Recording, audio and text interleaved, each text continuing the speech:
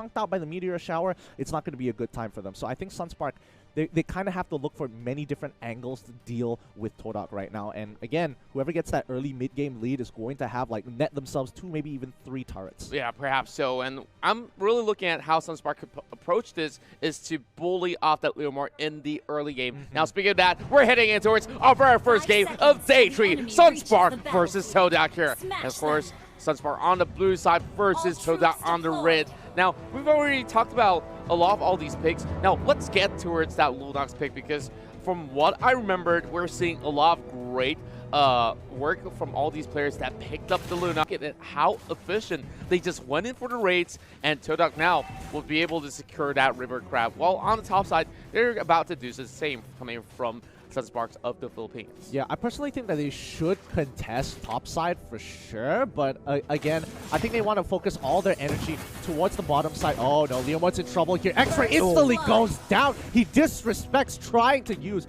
the momentum to try and gain some sort of advantage. He gets punished instead. Rezio gets a good chunk of the power of nature here. Guardian's Barrier is popped, but let's look at that replay one more time, because as we can see here, he definitely disrespected, walks up too far, and then he already had at least half of that gauge, passive gauge from X-Ray. The moment the true damage starts kicking in, he was basically goner. Yeah, and look at how much damage that they just put out in that split second of time with Kill VJ, as well as the Renzio going in, and here comes E1 flickering out of the fight, but it will be Renzio going for the chase, and Fuzaken will seal the deal, and that's 2-0 for the side of Sunspark. Yep, and through Clips JP. JP is not having a good time, but Sunspark, remember, they're still ahead in gold. They're still in it to win it.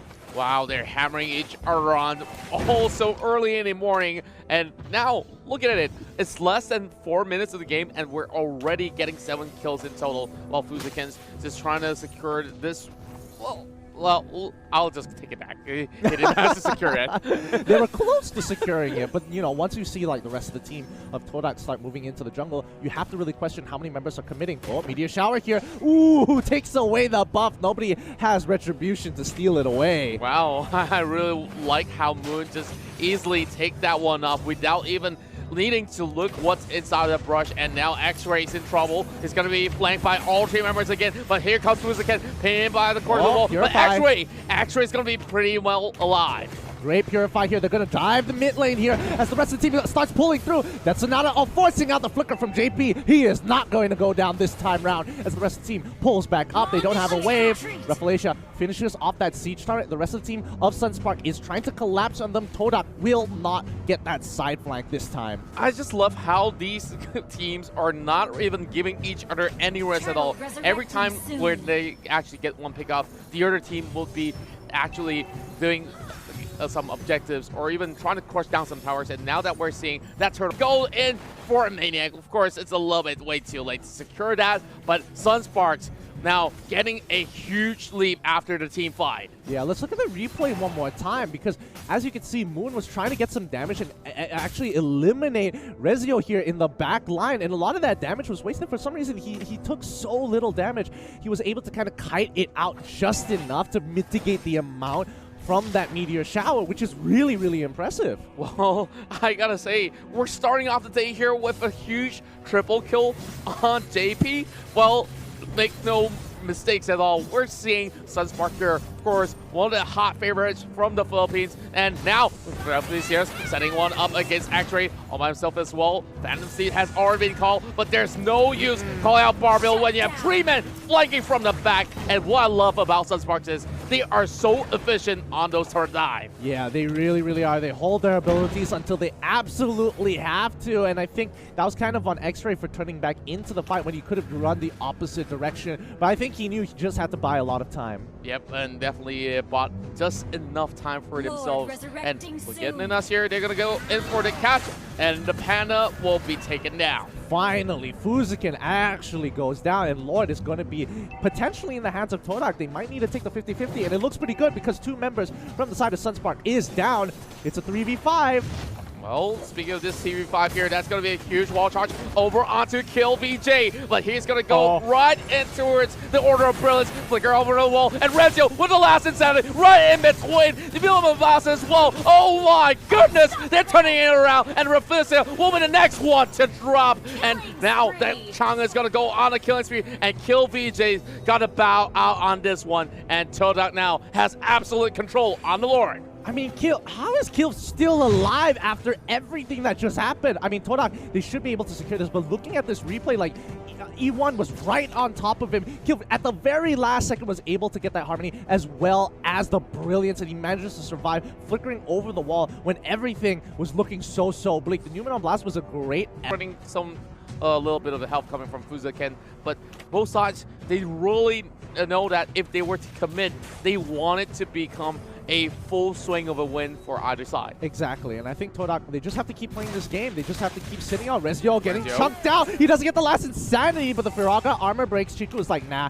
don't want to push any further. Don't want to force anything out just yet. We're waiting for Sunspark to make a mistake. And Todak is waiting with a shiv in hand, waiting for the killing blow. They get the initial kill. They punished him. Rezio is going to be going down. The immortality is popped, but he flickers on out of there. He survives. How on earth did he survive that? He flickers off in time as well, and he was just by the edge. It almost clipped him, but Todak, they were doubling down on the bottom side. They still get the tower instead. Yeah, I mean, Todak is playing this macroly so well. Sunspark is in a position where they can't force anything unless they have position, and Todak, they understand that. They see as long as Fuzaken doesn't get a good Hurricane dance and Rezio is chunked out, they can play the map. And they as well as these members of Todak, they are on the back front, and Fuzaken trying to run for his life. Rezio going for the last inside of the pops the L right in front of the members of Todak, and once again they're getting caught out, and Xborg will be the first one to fall. X-Ray on the hunt, that's gonna nail them to the wall, and JP gets himself safe, but he was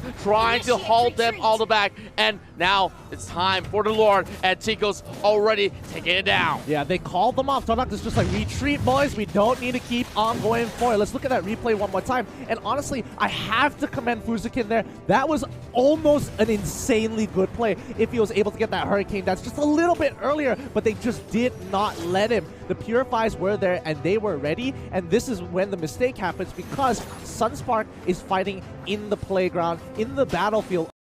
Sunspark here trying to open up the mid lane, and Lurfisa at the frontline defense. There's still the immortality, so there's no reason for Todak to actually expend their utilities on that Lolita. Exactly, and I think this is already just a great matchup. I think Sunspark honestly should have been the favorites coming in, especially against Todak here, because again, we haven't seen Todak go out of their, their comfort zone into the international scene, and I think they're doing a great job against Sunspark, who honestly have been playing a really tough game and a really tough composition that requires a lot of mechanical skills. So a lot of commendation going over to Sunspark, especially Fuzaken.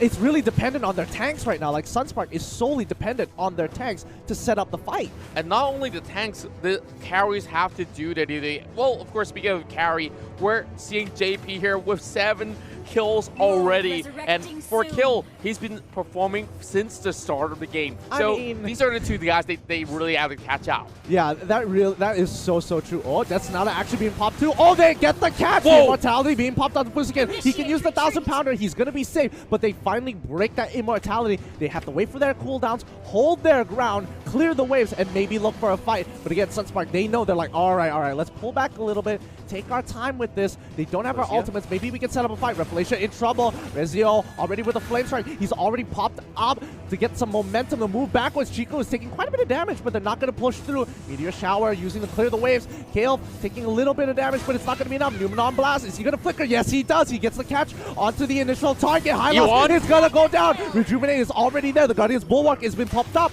but it's not going to be enough.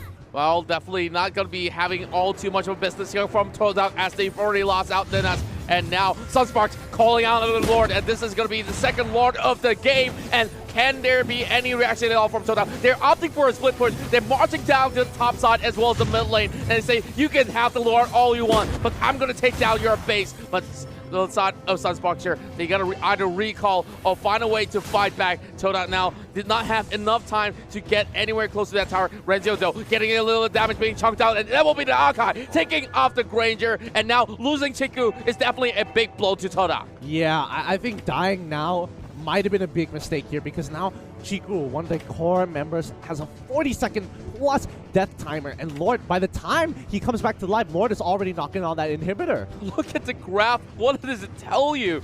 The members of Sunsparks are turning things around by breaking the silence, taking down Laura, taking down one member off the side of Todak. With that sort of pickoff here, they managed to set things up so perfectly. Phantom Steed has already been called out, but to no sort of opportunities for him to even react. Now, Malefic Roll on the hands of Chiku, definitely giving a little bit more burstiness, hitting in towards the hands of the Granger, but to the side of Sunspark, they're waiting for a mistake. They're waiting for the Lord to come right in. Fuzaken going in, pinning down two members off the wall, and that Hurricane Dash was so pivotal. No blast to stack upon it as well. Double kill for JP as they manage to crash right in. Now they're looking to secure game one in the hands of the Philippines, and Sunspark here are doing what they please, and they are going in for this finishing blow. And now Todak is on the back foot, and Sunsparks takes game one.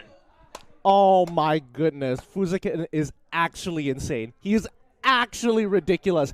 That was so nasty. Goes right in the middle, gets the Petrify off, and immediately pulls them in with the ult.